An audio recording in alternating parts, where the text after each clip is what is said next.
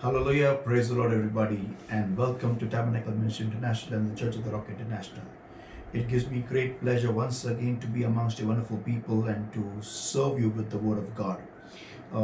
फिर से एक बार हम आपके सामने आते हैं और मुझे बहुत खुशी है कि हम इस वचन के द्वारा आपकी सेवकाई कर सकते हैं। Hallelujah, praise the Lord. तो आइए हम फिर से एक बार हमारी बाइबल स्टडी में जाए और देखें कि परमेश्वर हमें किस तरह से अगुवाई करता है। विशेष करके मेरा जो विषय चल रहा है वो है बहुत समय के बाद जब हम दुआ में बैठते हैं, praying after a long break, एक बहुत बड़े ब्रेक के बाद दुआ में बैठना, फिर क्या क्या मुश्किलातें आती है और हमें क्या क्या करना चाहिए जिसके वजह से हमारी दुआ करने में आसानी हो। मुझे बहुत सारे लोगों ने गवाही भेजी कि जब उन्होंने ये मैसेज को सुना तो उनका जो प्रेयर लाइफ है पूरी तरीके से चेंज हो गया। और उतना ही नहीं लेकिन उनकी खुद की जो ज़िंदगी थी परमेश्वर के साथ चलने के लिए, और वो भी बदलने लगी और बहुत सारा फ़र्क उनके दुआ में आने लगा।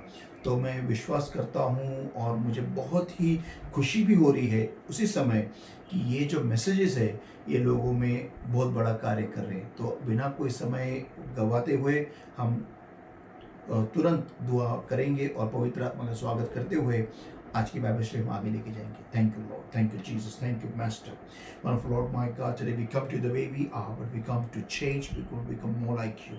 Holy Spirit of God, God, welcome, Lord. Thou art welcome in this place. Come, mighty comforter, come, mighty counselor, thou art welcome. Lead us is my prayer unto thee, O Lord my God. Speak to our hearts. You take charge right now. And all them that are hearing today's word, Lord my God, I pray you take charge right now. Every yoke of darkness, every bondage of the enemy that's holding upon their lives, upon their minds, upon their hearts, Lord, about understanding comes by the power of the Holy Ghost, in the name of the Lord Jesus Christ of Nazareth. And I set people, Lord my God, free in Jesus' name. Thank you, Lord my God, for this time. You take charge, not I, but you speak, revealing truth and changing lives. In Jesus' name I pray and I ask. Amen. Amen. Hallelujah. तो हमारा विषय चल रहा है बहुत समय के बाद दुआ में बैठना। और हम इस विषय के दौरान पिछले बार हमने बाइबल स्टडी में देखा था कि किस तरीके से हम परमेश्वर के पास आ सकते हैं। और जब हम परमेश्वर के पास आते हैं तो परमेश्वर को किस तरीके का दिल चाहिए, किस तरीके की भावना हमारे दिलों में चाहिए, हमारे मन में चाहिए। तो आज इस समय मैं थोड़ा और इस विषय में आगे जाता हूँ। हमने पिछली बार बंद किया था ये देखते हुए कि पवित्र आत्मा का महत्व, कि खुद परमेश्वर पवित्र आत्मा के बगैर कुछ भी नहीं करता। खुद परमेश्वर पिता पवित्र आत्मा को उस जो पृथ्वी जो सूनी पड़ी थी, वीरान पड़ी थी, अंधकार से भरी हुई थी, ऐसे पृथ्वी पर उसने पवित्र आत्मा को भेजा और उसके बाद उसने कहा कि उजियाला हो। तो पवित्र आत्मा के बगैर हमारी दुआएं, हमारा मसीह जीवन बोरिंग है। अगर पवित्र आत्मा नहीं है तो सब कुछ खाली है, सब कुछ उदास है और मसीह जिंदगी में कुछ जीवन नहीं है। तो आइए हम इस विषय को और थोड़े गहराई में देखें।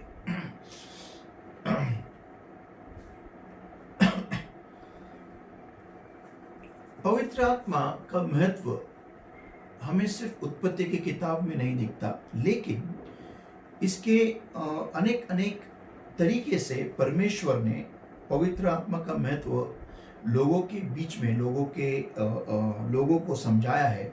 और उसका एक विषय हम देखेंगे जब परमेश्वर ने मूसा को उसका एक तंबू बनाने के लिए कहा था, उसको टैबरनेकल बनाने के लिए कहा था, तो परमेश्वर ने उसको एक विशेष करके हिदायत दी थी। हम देखते हैं निर्गमन इसका 25वां अध्याय और वचन 31 से आगे। निर्गमन इसका 25वां अध्याय और वचन 31 से आगे। And thou, Exodus chapter 25 and verses 31 onwards, 31 to verse 40. And thou shalt make a candlestick of pure gold. Of beaten work shall the candlestick be made. His shaft and his branches, his bowls, his bowls, his knobs, and his flowers shall be of the same. And 6 branches shall come out of the sides of it. 3 branches of the candlestick out of the one side, and 3 branches of the candlestick out of the other side. 3 bowls made like unto almonds, with a knot and a flower in one branch, and 3 bowls made like almonds in the other branch, with a knot and a flower. So in the 6 branches that come out of the candlestick. And in the candlestick shall be 4 bowls made like unto almonds, with their knobs and their flowers. And there shall be a knob under 2 branches of the same, and a knob under 2 branches of the same, and a knob under 2 branches of the same, according to the 6 branches that proceed out of the candlestick. Their knobs and their branches shall be of the same. All it shall be one beaten work of pure gold. And thou shalt make the 7 lamps thereof. They shall light the lamps thereof, that they may give light over against it. And the tongs thereof, and the snuff dishes thereof, shall be of pure gold. Of a talent of pure gold shall he make it with all these vessels. And look that thou make them after their pattern which was shewed thee in the mount. अभी परमेश्वर ने मूसा को बताया कि किस तरीके से तू इस दीप स्तंभ को बना सकता है, और उसने, और मैं पूरे डिटेल में नहीं जाने वाला, लेकिन मैं कुछ इम्पोर्टेंट, बहुत ही महत्वपूर्ण चीज़ों पर आपका ध्यान केंद्रित करने वाला हूँ। और सबसे मेरी पहली बात यह है, सबसे पहला मुद्दा यह है कि ये पूरे शुद्ध सोने का एक बहुत बड़ा टुकड़ा सोने का लिया जाए, और उसको ठोक के, ना कि अलग अलग 7 अलग अलग टुकड़ों को जोड़ के नहीं, लेकिन उस बड़े टुकड़े को ठोक के उसको 7 एक दीप स्तंभ में ढाला जाए।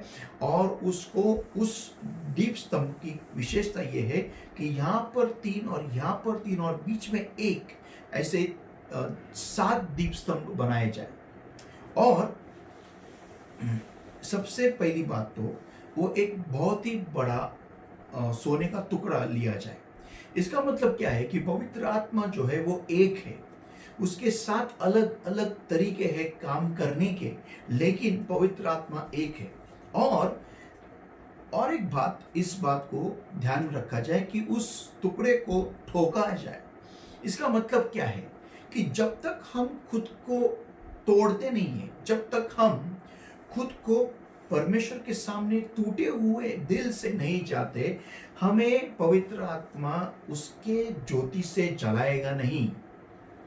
मैं फिर से एक बार कहता हूं कि जब तक हम खुद को तोड़ते नहीं हैं, जब तक, इसमें और थोड़ा गहरा में और जाने वाला बाद में, जब तक हम टूटे हुए दिल से परमेश्वर के पास जाते नहीं, पवित्र आत्मा हमें उसके ज्योति से, उसके अग्नि से जलाएगा नहीं। सबसे पहली बात यह है। दूसरा मुद्दा मेरा यह है कि बाइबल ये कहता है कि उधर लिखा गया है कि आपको वचन 33 में, verse 33, 3 bowls made like unto almonds, आपको बादाम की तरह, बादाम का जो आकार है, उस आकार में आपको उस दीप स्तंभ का जो बाउल है, जो बोल है, उसका आकार बादाम की तरह होना चाहिए। बादाम ही क्यों? क्योंकि कुछ इतिहासकारों का ऐसा कहना है कि इज़राइल में सबसे पहली जो फसल आती है वो बादाम की आती है। तो इसका मतलब क्या निकाल सकते हैं कि जब हमें दुआ में बैठना है तो सबसे पहला काम, दिन का सबसे पहला काम क्या होना चाहिए, और वो है कि हमें दुआ में बैठना। देखो, होता है कि आज की दुनिया में हम इतने बिजी हो गए हैं, हम खुद को इतना अलग अलग कामों में उलझा रखे। सबसे बड़ा काम यह है कि व्हाट्सएप पे हमारे मैसेजेस हम चेक करते हैं। जब हम उठते हैं नींद से, तो पवित्र आत्मा का स्वागत हमारे जिंदगी में करे या न करे, लेकिन सबसे पहला हम हमारे मोबाइल को चेक करते हैं। मैं टेक्नोलॉजी के खिलाफ नहीं हूं, लेकिन मुझे ऐसा लगता है कभी कभी कि टेक्नोलॉजी ने हमारे और परमेश्वर के बीच में आके टेक्नोलॉजी खड़ा है।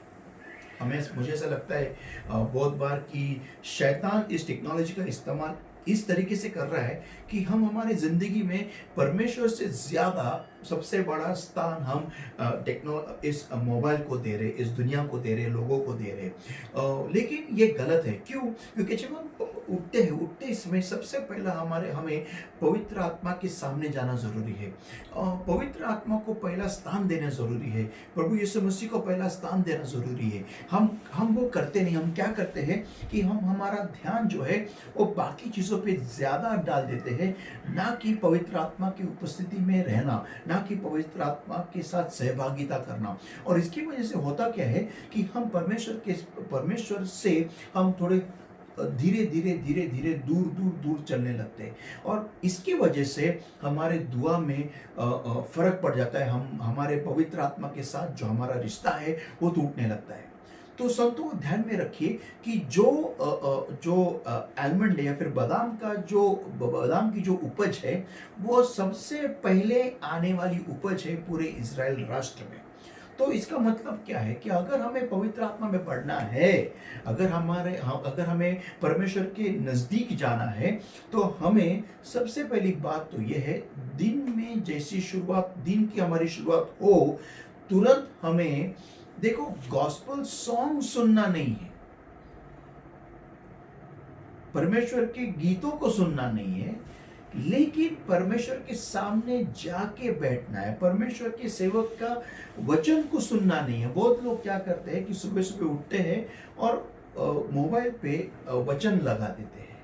उनको ऐसा भ्रम होता है कि हम ये सुनते रहेंगे तो हम परमेश्वर की उपस्थिति में हैं। नहीं, आपको सबसे पहले उठना है और आपको आपका अर्पण खुद परमेश्वर के सामने जाके देना है। ये बहुत जरूरी है, बहुत ही महत्वपूर्ण है। हम बहुत सारे लोग इस बात को समझते नहीं हैं। उनको लगता है कि हमने गॉस्पेल सॉन्ग्स लगा लिए, हमने कोई मैसेजेस सुन लिए तो हम परमेश्वर की उपस्थिति में है। पर जी हाँ है, लेकिन परमेश्वर आपसे एक आपके जिंदगी का अर्पण चाह रहा है। परमेश्वर आपको एक लिविंग सैक्रिफाइस, एक जिंदा अर्पण चाह रहा है। वो आपके दिल को सुनना चाहता है, ना कि गॉस्पेल सिंगर्स को। जो भी गॉस्पेल सिंगर्स है, जो भी मसीह के प्रचारक है, उनको भी परमेश्वर के सामने जाके बैठना है, उनको भी परमेश्वर की उपस्थिति में जाके खुद को अर्पण देना पड़ता है। तो वैसे ही आपको भी देना पड़ेगा, आपको भी देना पड़ता है। ये भ्रम है हमारा कि जब हम एक गाने लगाते हैं तो परमेश्वर की हम उपस्थिति में है, लेकिन जितनी खुशी परमेश्वर को आपको उसके सामने बैठते हुए मिलती है, उतनी खुशी आप जब गॉस्पेल सॉन्ग सुनते हुए और आपको लगता है कि हम परमेश्वर के सामने उपस्थिति में है, उतनी खुशी परमेश्वर को होती नहीं है। तो बात आपको ये सुधारनी है, और वो है सबसे पहले दिन में जैसे आपकी दिन की शुरुआत हो, आपको परमेश्वर की उपस्थिति में जाके बैठना है। तुरंत फ्रेश हो जाइए और पवित्र आत्मा का स्वागत कीजिए। पवित्र आत्मा आना बहुत जरूरी है। आगे हम देखते क्या है, तो बाइबल ये कहता है कि आपको ये 7 दीपस्तंभ बनाने हैं, 7 अलग अलग फाटे या फिर ब्रांचेस बनाने हैं, और हर एक ब्रांच पे एक एक दीप हो। और इस दीप स्तंभ को बाइबल ये कहता है कि ये जो आग यहाँ पर जो लगेगी, जो ऊपर से आने वाली है, स्वर्ग से आएगी, और ये पवित्र स्थान में पवित्र स्थान को प्रकाशमान करेगी। तो पवित्र आत्मा, ये जो 7 दीप स्तंभ है, ये पवित्र आत्मा का प्रतीक है। और पवित्र आत्मा ये पूरे शुद्ध सोने से बनाया गया है। इसका मतलब पवित्र आत्मा पवित्र है, शुद्ध है। वो 7 अलग अलग आत्माएं नहीं है, लेकिन वो एक ही पवित्र आत्मा है जो 7 अलग अलग तरीके से काम करता है। और ये जो बादाम का जो आकार दिया गया है, क्यों? क्योंकि सबसे पहले सुबह सुबह भले भो उठ के हमें पवित्र आत्मा की उपस्थिति में जाके बैठना है। तो खुद मूसा के इस निवास मंडप में पवित्र स्थान में पवित्र आत्मा को उतना महत्व दिया गया है। इसका मतलब क्या है? देखो, मैं आपको कुछ बात समझाता हूँ। जो जो रोटी का जो मेज है वो वचन का प्रतीक है, रेमा का प्रतीक है। और जो ऑल्टर ऑफ इंसेंस उसको इंग्लिश में कहते हैं, और धूप वेदी जिसको हम कहते हैं, वो स्तुति, दुआ और आराधना का प्रतीक है। मैं फिर से एक बार कहता हूँ, वो जो ऑल्टर ऑफ इंसेंस या फिर धूप वेदी जिसे कहते हैं, वो स्तुति, आराधना, स्तुति, प्रार्थना और आराधना का प्रतीक है। तो इस पवित्र स्थान में एक भी खिड़की नहीं है। प्रकाश आने के लिए अगर कोई जगह है, वो सिर्फ और सिर्फ ये दीप स्तंभ है। ये दीप स्तंभ के उजियाले के ही द्वारा जो याजक थे, जो प्रीस्ट थे, वो वहां पर सेवकाई कर सकते थे। अगर उजियाला नहीं है तो वो सेवकाई नहीं कर सकते थे। तो अगर दीप स्तंभ जला हुआ है तो ही वचन है, वचन का प्रकटीकरण है, वचन रेमा में रूपांतरित है। अगर दीप स्तंभ जला हुआ है तो ही स्तुति में मजा है, प्रार्थना में मजा है और आराधना में मजा है। इसका मतलब क्या है? अगर पवित्र आत्मा है तो वचन को रेमा में रूपांतरित किया गया है, लोगोस से टू रेमा, लोगोस से रूपांतरित होके रेमा में, और स्तुति, प्रार्थना और आराधना, वो हमारी आराधना, हमारी स्तुति, हमारी प्रार्थना परमेश्वर के पास पवित्र आत्मा लेके जाता है। तो इसका मतलब ये हो गया कि पवित्र आत्मा बहुत जरूरी है। खुद खुद खुद मूसा को ये बात बाइबल ये कहता है। देखिए, हम वचन 40 को पढ़ते हैं, and we read verse 40, and look that thou make them after that pattern which was showed thee in the mount. जो पैटर्न, जो तुझे निवास मंडप का जो तुझे आकार या फिर पूरा स्ट्रक्चर बताया गया, दिखाया गया, उसके अनुसार तुम्हें वो करना है। ये मूसा को हिदायत खुद परमेश्वर ने दी थी। एक भी गलती उसको माफी नहीं होती, और मूसा ने एक्यूरेटली 100% एक्यूरेसी से वो पूरा का पूरा निवास मंडप खड़ा कर दिया। तो संतो, ये बात को समझना बहुत जरूरी है कि अगर आप दुआ में बैठते, जब भी कभी आप दुआ में बैठते हो, आपके दुआ में पवित्र आत्मा आना जरूरी है। आपके दुआ में वो सात जो दीप स्तंभ है, उसके अंदर रोशनी का उजियाला, उसके अंदर पवित्र आत्मा का आना, वो दीप को जलाना, मीन्स उसका मतलब क्या कि पवित्र आत्मा की उपस्थिति आपके दुआ में होनी जरूरी है। अगर ये उपस्थिति होती नहीं है, इसका मतलब आपकी दुआ शुरू हुई ही नहीं है। बहुत लोग सिर्फ दुआ करते हैं लेकिन पवित्र आत्मा की उपस्थिति को महसूस ही नहीं करते। उनकी दुआ मरी हुई रहती है। और फिर कुछ लोग तो इस हद तक जाते हैं, ये बोलते हैं कि पवित्र आत्मा है ही नहीं। क्यों? क्योंकि उनको उपस्थिति महसूस नहीं होती है। कितनी दुष्टता भरी बात है, कितनी दुष्टता भरी बात है ये, कि ये लोग जब पवित्र आत्मा उनके प्रार्थना में, उनकी दुआ में आता नहीं है, तो खुद को तोड़ने के बजाय, खुद को पवित्र आत्मा के सामने झुकने के बजाय वो ये बोलते हैं कि पवित्र आत्मा आज के दौर में आता ही नहीं है। बाइबल ये कहता है कि हमारा परमेश्वर, इब्रानियों की पत्री इसका आई थिंक 13वां अध्याय और वचन 8 में लिखा हुआ है कि हमारा यीशु मसीह कभी ना बदलने वाला परमेश्वर है, कभी नहीं बदलने वाला परमेश्वर है। वो बदलता नहीं है। वो कल, आज और आने वाले दिनों में वो हमेशा के लिए सेम है। वो उसमें कुछ फर्क नहीं, वो उसके कार्य की पद्धति में कोई अंतर नहीं, इसलिए हम उस पर भरोसा रख सकते हैं। तो मेरा सवाल उन सारे लोगों से है जो ये कहते हैं कि पवित्र आत्मा आजकल वो काम नहीं करता जो पहले काम करता था। वो इतने दुष्टता से भरे हुए हैं कि उन्होंने खुद वो नम्र होने के बजाय वो पवित्र आत्मा काम करता ही नहीं है, ऐसा झूठ सब जगह फैलाने लगे हैं। ये बहुत बड़ा गुनाह है, और ये शायद इसकी माफी ना हो, मुझे नहीं मालूम। लेकिन मैं आज आपको ये कहना चाहता हूं कि अगर पवित्र आत्मा आपके प्रार्थना में आता नहीं है, तो आप इंसान, आपका काम, आप विश्वासी, आपका काम यह है कि आपको पवित्र आत्मा के सामने झुकना है, आपको पवित्र आत्मा के सामने नतमस्तक होना है, आपको पवित्र आत्मा के सामने खुद को तोड़ना है। आइए हम थोड़ा और गहराई में जाए। इस दीप स्तंभ में जो तेल का इस्तेमाल किया जा रहा था, हम पढ़ेंगे लेवियों की किताब, इसका 24वां अध्याय वचन 1 से 4। लेविय इसका 24वां अध्याय वचन 1 से 4। And the Lord spake unto Leviticus 24 and verses 1 to verse 4. Leviticus 24 and verses 1 to verse 4. And the Lord spake unto Moses, saying, Command the children of Israel that they bring unto thee pure oil olive, beaten for the light,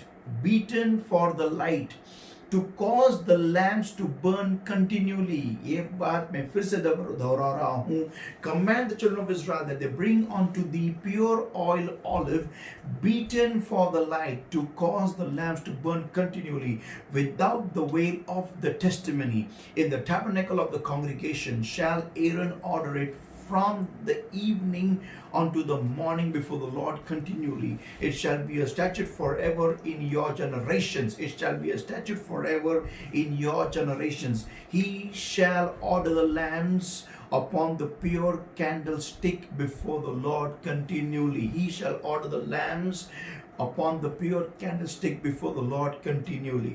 अभी एक बात आपको ध्यान में रखनी है कि इसमें जो तेल डाला जाएगा, ये तेल जैतून का जो फल है उसको ठोक के, उसको मार के जो तेल बाहर आएगा, वो उससे ये दीप जलाया जाएगा। इस बात को आप अंडरलाइन कीजिए, इस बात को आप हाईलाइट कीजिए कि मार के जो तेल निकाला जाएगा।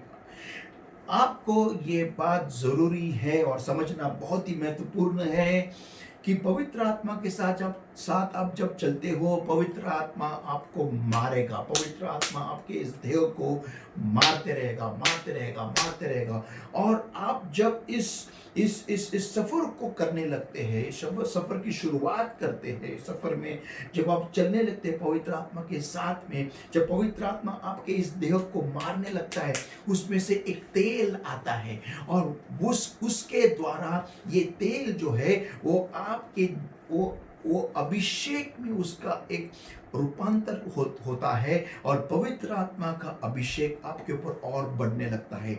जितना ज्यादा आप पवित्र आत्मा के साथ रिश्ता रखोगे, उतना आपको वो तोड़ेगा।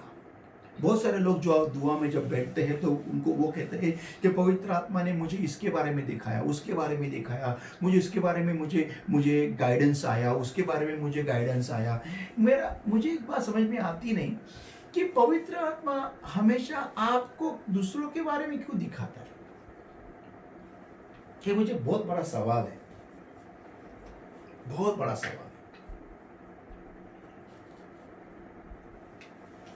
ये ऐसा हो गया कि आप पार्लर में गए, सैलून में गए, किधर भी आप ब्यूटिशियन के पास गए, और आप बैठ गए कुर्सी पर, ब्यूटी चेयर पे आप बैठ गए, और जो आपका ब्यूटिशियन है, आपका जो सैलून वाला है वो आपकी दाढ़ी नहीं करता है, वो आपके बाल नहीं काटता है, वो आपको मेकअप नहीं लगाता है, वो दूसरों को ही लगाता है, और आपको बिठा के रखा है और दूसरों को चिकना बनाने में लगा है। ऐसा कैसा हो सकता है? अगर आप सैलून में गए हो, अगर आप ब्यूटी पार्लर में गए हो, तो आपके ऊपर काम होना चाहिए। हमें कमाल हो गया, इधर आप पवित्र आत्मा के सैलून में जाते हैं, पवित्र आत्मा की ब्यूटी पार्लर में जाते हैं, और पवित्र आत्मा आपको दुनिया के बारे में गाइडेंस देता है सिवाय आपको छोड़ के, और आप परफेक्ट हो। कुछ गलत है आपके साथ हो रहा है, आपका मन ये सब आपको बताता है। तो अगर आप पवित्र आत्मा के पास जाते हो, तो पवित्र आत्मा पहले आपको सुधारेगा, आपको तोड़ेगा, आपको सीधा करेगा। और जब आप इस आपकी गलतियों को कबूल करते हो, जब आप आपकी गलतियों पर काम करते हो, तो उसमें से तेल निकलता है और वो तेल का इस्तेमाल होता है आपके अंदर पवित्र आत्मा की ज्योति को और जलाने के लिए। बहुत लोगों को मैंने देखा है, मेरी कलीसिया में भी पवित्र आत्मा को छूता नहीं है। मैंने बहुत बार पवित्र आत्मा से पूछा है कि ऐसा क्यों, तो उनको क्यों नहीं छूता, क्या प्रॉब्लम क्या है। तो ये बात में समझ में आई इस बार कि ये लोग जब दुआ में बैठते हैं उनको लगता है वो सही है, उनको लगता है उन्होंने कुछ गलती की ही नहीं है, और उनको पवित्र आत्मा सबके बारे में दिखाता है सिवा उनको छोड़। ऐसे लोगों का बहुत बड़ा गुब्बारा फूटने वाला है जब वो मरेंगे। जब इस शरीर को वो छोड़ेंगे, जब वो स्वर्ग की ओर उनका प्रस्थान करेंगे ना, और जब उनको खुद उनके परमेश्वर, मैं इनकी इतनी आशा रखता हूं कि ये जाके उधर जाके खुदा की गलतियां ना निकाले ये उधर भी शायद वो कर सकते हैं, उनकी कोई गारंटी नहीं है। वो खुदा को बोलेंगे तू उतर नीचे, तू सही नहीं है, हम लोग बैठते तेरे जगह पे। ऐसे येड़े लोग भी है हमारे मसीह दुनिया में। उनको उनको पवित्र आत्मा सबके बारे में दिखाता है, सबके बारे में, ये गलत है, वो गलत है, फलाना गलत है, वैसा गलत है, ये हो रहा है, वो हो रहा है, सिवाय उनको छोड़, उनको वो कुछ गलती नहीं करते। कमाल हो गया, कमाल हो गया। मुझे ऐसा लगता है कभी कभी कि इनकी पवित्रता खुद परमेश्वर से ज्यादा भारी है, और खुद परमेश्वर ऐसा उनको दुआ करता होगा कि भाई मुझे तेरे लहू से धूल है। ऐसा मुझे लगता है कभी कभी, ऐसा उनको लगता है ये महान लोगों को। लेकिन आपको बताने दो, इनका गुब्बारा फूटेगा, बहुत जल्दी फूटेगा जब इस शरीर को छोड़ेंगे, और जब अगर वो सुधरे नहीं तो, और जब वो जाएंगे खुदा के सामने, तो उनको मालूम पड़ेगा कि पवित्र आत्मा जितने बार उनको छूने आया, उनके दुआ में आया, उनको सुधारने आया, उनको सही करने आया, उनको उनकी गलती दिखाने आया, लेकिन उन्होंने पवित्र आत्मा को मुंह को बंद किया, पवित्र आत्मा के मुंह को बंद किया। तो ये बात समझनी आपको बहुत महत्वपूर्ण है कि ये जो तेल है वो जैतून बोले तो आप हो, आपको तोड़ तोड़ के, आपको मार मार के ये जो तेल है वो निकाला जाएगा। और इस तेल का इस्तेमाल आपको अभिषेक देने के लिए इस्तेमाल होता है। बहुत महत्वपूर्ण है। दुआ में बने रहिए। God bless you. प्रार्थना कीजिए और इस वचन को आपके अंदर फल लाने दीजिए। Let us all pray. Thank you, Lord, my God. I pray, Lord, help people to understand this word and to sow and to go deeper into this word, Lord, and meditate upon this word and to bring forth 100-fold. In Jesus' name I pray and I ask. Amen. और यहाँ पर ऊपर click कीजिए इसके अगले भाग के लिए। God bless you all. दुआ में रहिए। अगला भाग हम तुरंत ही अपलोड करेंगे। Praise the Lord.